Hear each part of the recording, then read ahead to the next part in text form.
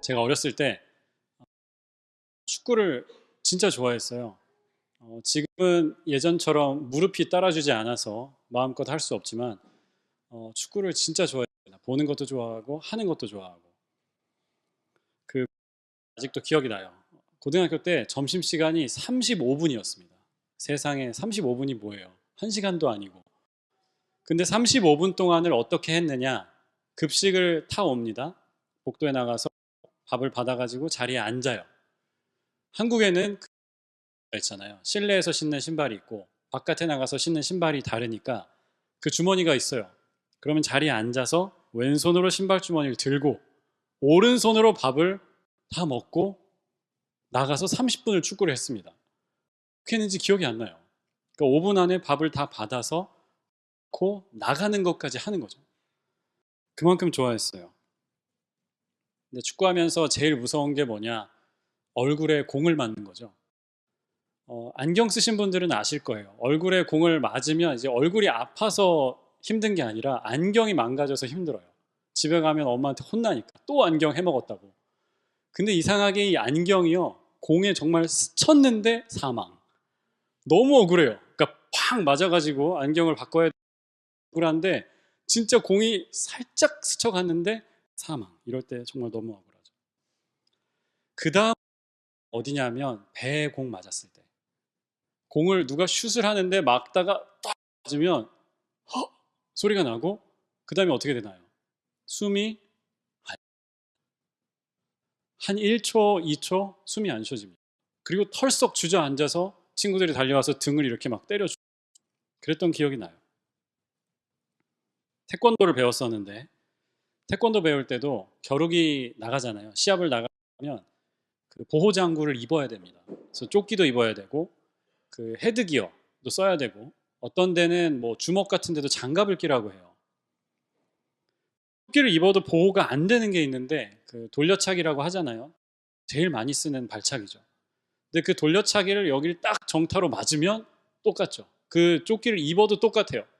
하면서 주저앉고 그냥 KO가 되는 거예요. 굉장히 짧은 시간이죠. 1초, 1초. 그리고 길어봤자 3초, 4초. 그런데 그 무섭습니다. 숨이 안 쉬어지니까. 어디가 막 게 아니고 뭐 저리거나 이런 게 아니고요. 숨이 안 쉬어지잖아요. 그때 그 극한의 공포가 있어요. 여러분, 뭐예요? 숨이 안 쉬어지는 그 불안함. 히브리어로 숨이라는 단어는 루아입니다. 히브리어 여러분 같이 따라해 볼까요? 루아. 뒤에 가래가 끌어야 맞게 하신 거예요. 루아. 잘하셨어요. 근데 이 단어가 숨이라는 뜻입니다. 우리가 breath 할 때 숨, spirit 뜻도 있어요. 히브리어에서 숨과 영, breath and spirit은 같은 단어입니다. 37장에 마른 뼈들의 환상을 에스겔이 보죠. 그때 하나님께서 그 뼈들에게 명하십니다. 마른 뼈들에게 말씀하세요. I will cause breath to enter into you, and you shall live. 내가 breath, 생기를 너희에게 들어가게 하리니 너희가 살 것이다. 그런데 바꿔 말하면 내가 영을 너희 안에 들어가게 하리니 그러면 너희가 살 것이다가 되는 거예요. 여기 이 단어도 라는 단어예요. 신약의 언어인 그리스어도 똑같습니다. 영이라는 단어, 푸뉴마라는 단어죠. 이게 영어로 넘어오면 그 PN이니까 P가 묵음이 돼서 뉴마가 됩니다. 그래서 성령론 할 때 pneumatology라고 해요. 근데 이 단어도 숨이라는 뜻인데 영이라는 뜻도 있어요. 히브리어에서도 그렇고 그리스어에서도 그렇고 숨은 영입니다. 하나님의 스피릿, 영이 우리 안에 들어오면 마치 사람에게 것처럼 우리가 살아나는 거예요. 살았다는 것과 죽었다는 것의 차이가 뭘까? 숨이 붙어 있으면 산 사람이죠. 숨이 떨어진 사람, 호흡이 끊어진 사람은 죽은 사람입니다. 그래서 시편 146편 4절은 이렇게 말씀해요. 사람은 숨 한 번 끊어지면 흙으로 돌아가니 그가 세운 모든 계획이 바로 그날로 다 사라지고 만다. 그 전절 3절이 이렇죠. 도울 힘이 없는 인생을 의지하지 마라. 왜냐? 흙덩이에 불과하기 때문에. 숨 떨어지면 그대로 끝이기 때문에 사람을 의지할 수 없다고 말씀해요. 올해 주제가 뭔가요? 기도가 열리다. 다시 한번 큰 소리로 한번 같이 해볼까요? 기도가 열리다. 한 번 더. 기도가 열리다. 도 하고 싶지만 오늘은 한번 봐드리기로 하고요. 기도가 열리다. 바꿔 말하면요. 우리 막혀있던 기도가, 에어웨이가 열려서 숨을 쉰다라는 뜻이에요. 하나님의 영이, 숨이 우리 안에 들어오시는 거예요.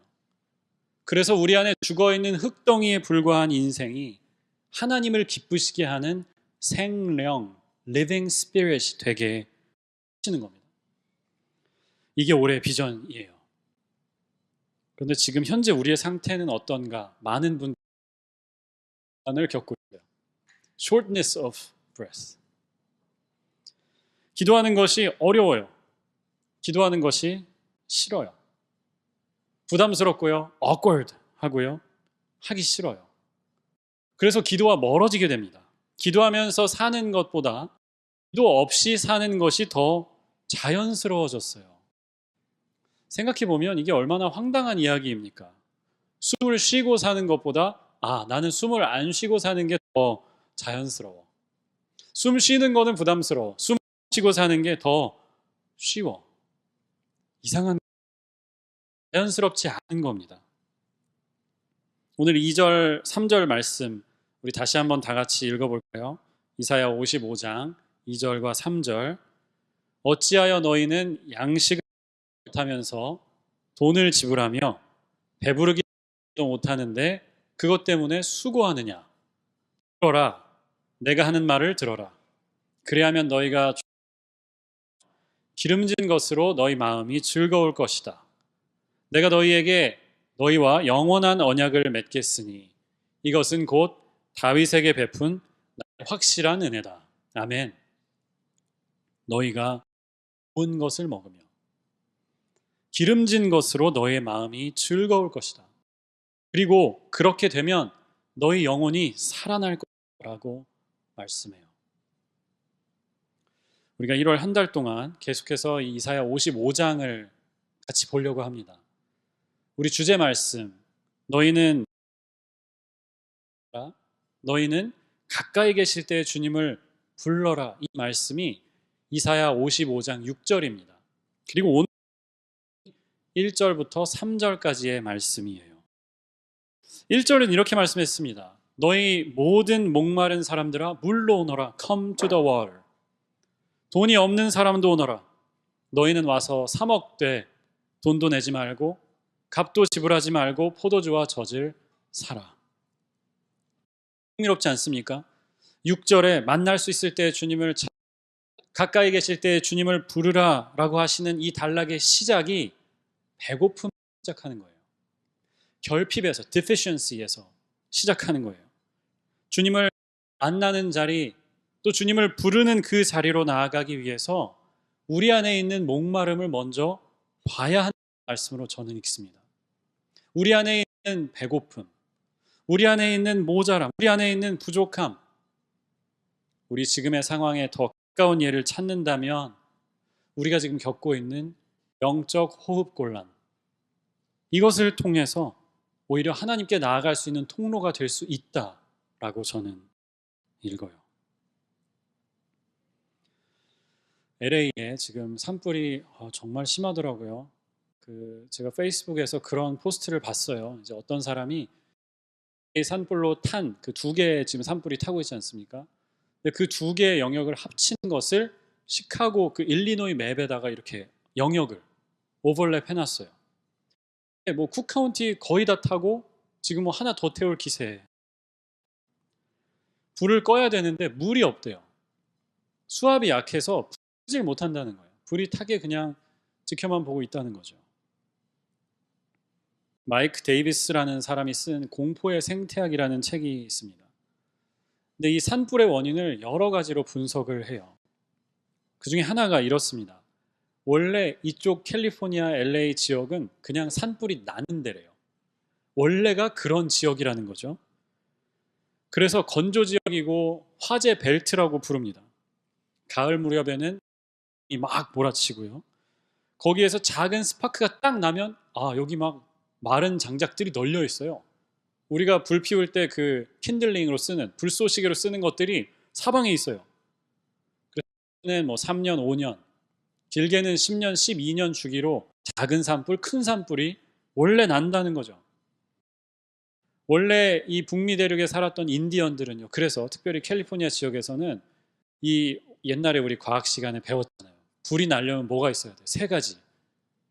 탈물질, 그 다음에 산소, 하나가 바로 온도인가요? 온도? 이 세 가지가 있었어요. 그래서 이 인디언들이 어떻게 했느냐? 온도가 오르는 것, 그 다음에 발화점이 가는 것, 그러니까 탈물질을 제거했다는 거예요. 연료가 될 만한 나무들을 주기적으로 그냥 불을 내요. 일부러. 그래서 태워버리는 겁니다. 불이 더 이상 타게. 불이 나도 조금만 타고 요만큼 우리가 정해놓은 할 수 있게 했다라는 거죠. 그런데 유럽 사람들이 북미 보니까 아니 멀쩡한 땅에다가 불을 지르고 있잖아요. 그래서 불 금지했습니다. 그러다 보니까 연료가 캘리포니아에 쌓이는 겁니다. 주체할 수 없을 정도로 쌓이는 거예요. 두 번째 문제는 개발 붐이라는 거죠. 이 마이크 데이비스라는 사람은요, 캘리포니아에는 애초에 사람 사는 집을 짓는 데가 아니라고 얘기를 해요. 집을 짓지 말라고. 지으면 안 된다고 이야기합니다. 그런데 지금 불이 말리부 같은데 돈이 있는 사람들은 그 산기슭에 올라가 가지고 바다를 쫙 내려볼 수 있는 뷰를 너무 좋잖아요. 그렇죠? 거기 다 가고 싶어 한다는 거죠. 원래는 집을 지으면 거기에다 다 집을 지어놨다는 거예요. 93년도 이후에 1993년도 이후에 캘리포니아에 지어진 집 중에 절반이 화재 위험 지역에 지어졌대요. 그리고 현재 캘리포니아 사람들의 4분의 1, 25%가 요즘 저도 이 말을 배웠어요. Wide Urban Interface, WUI라는 지역에 살고 있답니다. 불이 나기에 너무 쉬운 조건, 불이 나면 너무나 위험한 그 동네에 캘리포니아 전체의 4분의 1이 살고 있다는 거죠. 그래서 마이크 데이비스가 경고합니다. 그러니까 점화를 관리하는 게 아니라 연료를 관리해야 한다. 불이 날 수밖에 없는데 안 나게 할 수는 없고 불이 났을 때 어떻게 최소화할 수 있느냐. 그렇게 관리를 해야 한다고 이야기합니다. 종합해 보면요. 산불은 결과에 불과하다는 거죠. 그 산불이 이렇게 치명적이고 위험밖에 없는, 만들 수밖에 없는 여러 문제들이 있는 거예요. 제가 예전에 그 남자들끼리 하는 소그룹 모임을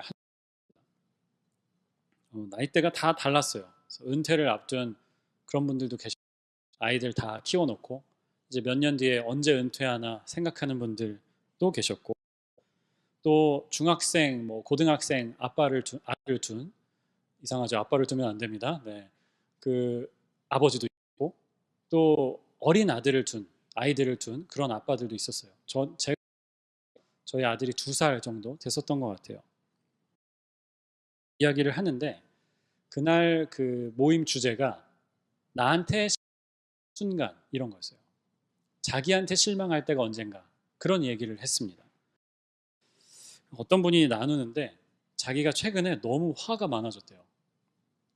분노가 있는데 이거를 어떻게 주체할지를 모르겠고요. 그러다가 너무 엉뚱한 데서 이 화가 터진다는 거예요. 그래서 사람들이 물었습니다. 뭐가 그렇게 화가 나세요? 그래서 뭐가 터지는데요? 언제 터지는데요? 그랬더니 그 며칠 전이래요. 며칠 전에 아침에 회사에 양말을 신는데 양말이 이렇게 짝짝이가 돼 있더래요. 한쪽은 신었더니 검정색이고 다른 쪽은 회색이었답니다. 그런데 그거에 너무 화가 나가지고 자기 아내한테 막 화를 냈대요. 아니 당신은 뭐 이거 양말 막 이러면서 화를 냈대요. 그리고 화를 내고서 자기가 너무 황당했다는 거예요. 양말이야 뭐 그냥 집어넣고 아니면 빨래통에 넣고 다른 걸 꺼내 씻으면 되는데 내가 왜 그걸 못하고 화를 내고 있나? 내가 왜 이거밖에 안 되나? 라는 생각을 했답니다. 그러면서 자기한테 뭐가 문제가 있다는 생각을 한대요. 어떻게 고쳐야 할지, 뭐가 원인인지를 찾고 있다고, 지혜를 하나님께서 주셨으면 좋겠다고 기도를 나눴어요. 저는 그 나눔을 들으면서 이 사람 진짜 솔직하고 용기 있다라는 생각을 했습니다. 사람들이요, 그렇게 말하지 않아요.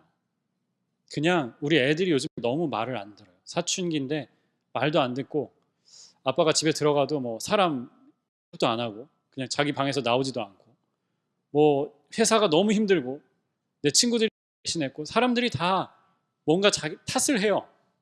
뭔가를 블레임합니다. 그런데 이분은 내가 뭔가 지금 그게 뭔지 모르겠지만 나한테 뭐가 있는 것 같아요. 그걸 찾고 싶어요. 라고 이야기하시더라고요. 여러분의 삶에는 어떤 산불이 나고 있습니까? 여러분의 삶에는 여러분은 언제 터지시나요?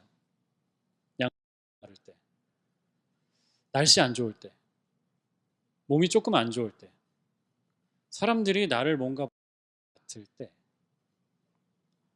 언제인지 모르겠어요. 우리의 삶에 어떤 스노우 스톰이 있는지 모르겠습니다. 근데 우리가 그 앞에서 너무나 대응하는 이유는 사실은 다를지도 몰라요. 우리의 영혼이 숨을 잃어버리 우리의 영혼이 지금 질식해 있는 상태이기 때문에 내 삶이 지금 숨이 가빠요. 숨이 쉬어지지 않아요. 그냥 두렵고 언제 이 상황이 지나가지라고 생각하고 있기 때문에 사랑하는 여러분, 그 문제들을 통해서 우리 안에 일어나고 있는 호흡곤란을 봐야 할 줄을 믿습니다. 제가 다음 주에도 더 말씀드리겠지만 저도 이 호흡곤란을 겪고 있어요. 제가 나는 잘하니까 여러분들만 잘하면 됩니다. 이게 아니고 저도 이 호흡곤란을 겪고 있어요. 제 영혼이 그리고 그 질식이 황당해서 터지고요. 황당한 데서 나타나고 있는 것을 느낍니다. 다음 주에 우리 살펴볼 거예요. 그런데요. 그런 문제들을 우리가 지나가면서 한 가지 점검해 봐야 됩니다.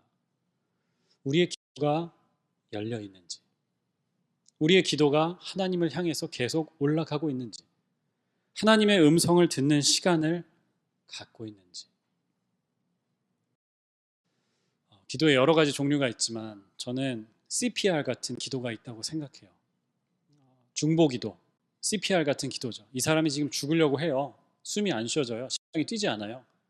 그래서 사람들이 와가지고 막 체스트 컴프레션을 해서 눌러가지고 기도하게 하는 기도, 그런 기도. 그런데 우리 삶에도 CPR과 같은 기도가 있다고 저는 믿습니다. 아침에 일어나서 하는 기도. 몇 마디밖에 안 됩니다. 그 기도. 밥 먹을 때 하는 기도, 식사 기도. 똑같은 이야기 계속하죠. 짧은 시간입니다. 그런데 그 기도가 우리를 살게 합니다. 라이프 서포트 같은 기도예요. 잠들기 전에 하는 기도. 나와서 하는 기도. 그 기도들이 우리를 살게 해요. 죽지 못하게. 완전히 끊어지지 않게 계속 우리를 살아있게 하고 삶이 이어지게 하는 거죠. 그런데 한편으로 생각해 보면 살아있기 위해서 존재하지 않잖아요. 우리. 하나님의 일을 감당하기 위해서 사는 거죠. 그렇죠? 그 삶을 넘어서 하나님 앞에 나아가는 저와 여러분이 되었으면 좋겠습니다.